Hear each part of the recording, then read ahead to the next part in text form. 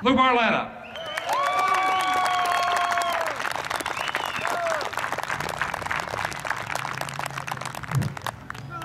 Thank you very much. Thank you. I'm honored to be here today. Many of you, some of you may know me, some may not, so I want to just talk a little bit about how and why I'm here. I really hated politics, to tell you the truth. Growing up, I wanted to play center field for the New York Yankees. And I actually went to school here at Bloomsburg. We had some good times, and hopefully nobody went to school with me here because I could ruin my political career, but we had some good times. But I actually had a tryout with the Cincinnati Reds, so I wanted to leave school and go try out. I was just married at the time, and I remember talking to my father, going and talking to him and telling him that I wanted to leave school after my third year, and I was surprised by his answer, and it was really a lesson that I never forgot the rest of my life. He looked at me and he said, you know, if it's something you believe in, don't be afraid. Go ahead and do it. So I did. I left school, went to Florida. Very quickly they found out that I could not hit a curveball, and that was the end of my baseball career. And I came back home and I went to work for my family's construction business. And I was unsure what I wanted to do. We were starting a family, and I remember getting a card in the mail for $29.95. You can start your own line painting business. And I said, that's just about as much money as I had saved, $30. So we were going to go into business. I talked to my wife, and I had to go tell my father again that we were leaving the family business and I was going to go out on my own. And again, my father gave me that very same advice that he had given me a few years before, and he said, if it's something you believe in, don't be afraid to do it. And I did. I left the business. I asked him if he would please explain that to my mother, who did not have the same attitude. And very quickly, that little business within 5 years became the largest in the state of Pennsylvania. And when we sold the business, it was the 6th largest of its kind in the country. And it was during that time that I saw how government interfered with business.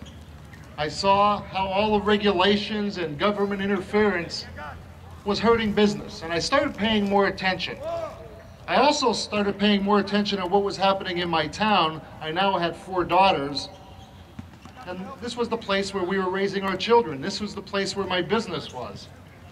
And I didn't like what I saw. I didn't like what I saw in Washington, and I didn't like what I saw by the politicians in my hometown. So I decided I would run for office. And I was a Republican in a town that was 2-to-1 Democrats, and I remember the powers to be coming to me and telling me that I can't run as a Republican because you have to be a Democrat here in order to run for office. And they said the wrong words to me. They said can't. And whenever I hear the word can't, I say I can. So I ran for office anyway. And I won by a 2-to-1 margin. When I ran for my second term, I won by a 4-to-1 margin. And when I ran for my third term, I won with over 90% of the vote. Which only proves that regardless of what the political bosses tell you, it's the people that make those decisions.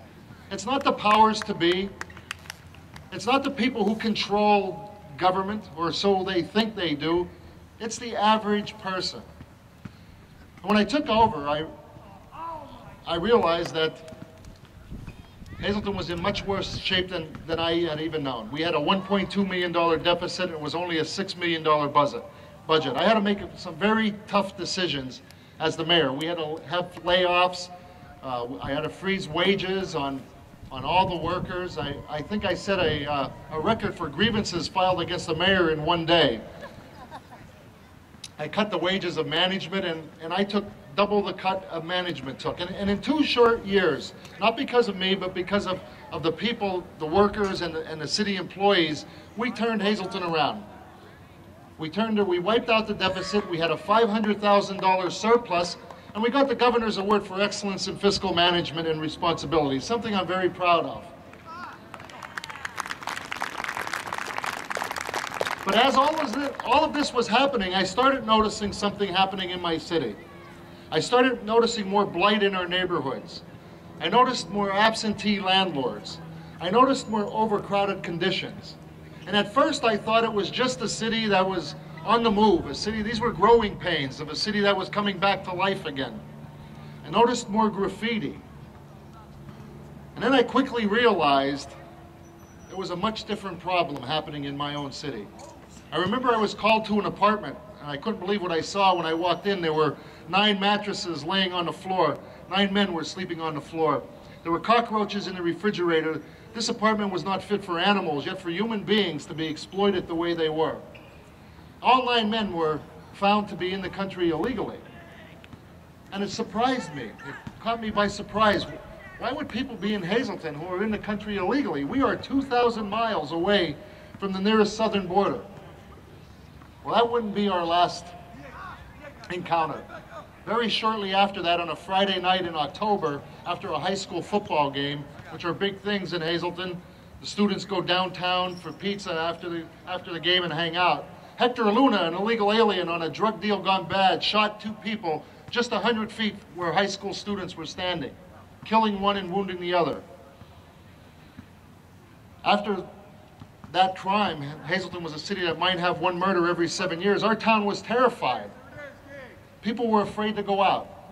And we started seeing more and more and more violent crimes being committed by people who were in the country illegally. And I realized that we had a problem here that I could not handle at the time. Our very small police department, we didn't have the resources, our small budget, we didn't have the money to deal with this problem. We started seeing our hospitals overcrowded, the emergency room, 5, 6, 7, 8-hour wait in the emergency room because people who were in the country illegally were using the emergency room for primary health care or schools. So I decided to go to Washington. It's December 2005. I had a great day with Homeland Security and the Department of Justice. We met in the White House. They spent the whole day with me, and I told them about our problems. I told them about the gangs that have moved into my city. I told them about the violence. I told them about the illegal immigration problem that I had in my city, and I asked for help. And what I got out of that meeting, I keep it in my office today as a reminder, a beautiful coffee mug and a lapel pin and a slap on the back and good luck, Mayor. And I realized that our federal government had failed us. That our federal government was not going to do anything to help me or my city. That I was on my own. I remember shortly after that pulling into my parking place, and an elderly woman was waiting there for me. When I got out of the car, she started punching me in the chest with her finger, and she said, "Listen, Buster, you better do something. I have become a prisoner in my own home." It was very sad for me, because this is a city that I love, a city that I was born and raised in. And to think that people were now fearful to even go outside. And then May 10th, 2006, we arrested a 14-year-old for shooting a gun into a crowded playground, a playground that I grew up on. The 14-year-old was in the country illegally. He had his lawyer on speed dial on his cell phone, which I thought was a little unusual for a 14-year-old. I remember telling my wife I had lost control of the city that I love. I couldn't control what was happening. That same night, I got a call from our chief of police at 1:30 in the morning. A 29-year-old city man was just shot between the eyes by 2 individuals. Our police department worked 36 straight hours, our entire department, in apprehending those that took the life of Derek Kishline. Derek was the father of 3 little children. The shooter of Derek Kishline was in the country illegally. He was arrested 8 times in New York before he came to Hazleton. We spent 1/3 of our entire budget on that one crime. 3 days later, we had gang-related graffiti threatening the lives of our police officers, and I've had enough.